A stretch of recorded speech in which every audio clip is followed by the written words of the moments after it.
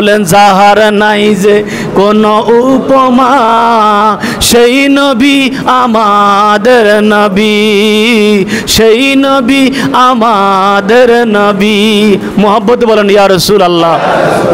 নবী এমন এক নবী যেই নবী রহমাতুল লিল আলামিনের সাথে কোনো তুলনা বলেন না, কোনো তুলনা। কিন্তু তুলনা না থাকার পরেও কিছু মানুষ আছে বলে নবী আমাদের মতো মানুষ।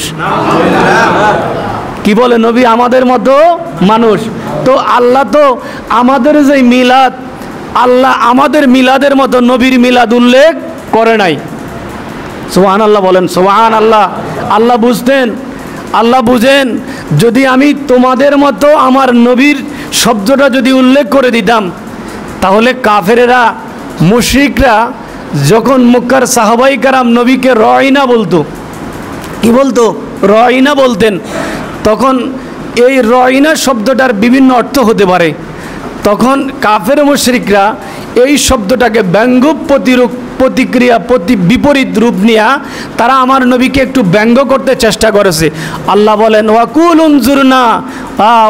উনজুরনা ওয়াসমাউ ওয়ালিল কাফিরিনা আযাবুন আলিম।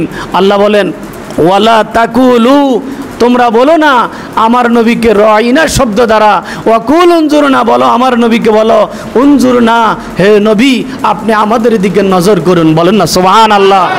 এই জন্য আল্লাহ তাআলা কাফেরদেরকে সাবধান করে বলেন আযাবুন আলিম, যারা এমনটি আমার নবীকে যারা বেয়াদবি শব্দ দিয়া অন্য মন্তব্য করে আমার নবীর শানে বেয়াদবি করার চেষ্টা করো, সাবধান, আমি আল্লাহর কাছে যন্ত্রণাদায়ক শাস্তি।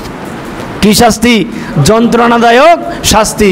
এই জন্য আল্লাহ রব্বুল আলামিন যেই নবীকে সম্মান দিয়েছেন, সেই নবীর সম্মান যদি আমরা ছোট করতে চাই, তো আমাদের কি অস্তিত্ব খুঁজে পাওয়া যাবে? জোরে বলেন না, অস্তিত্ব খুঁজে পাওয়া যাবে?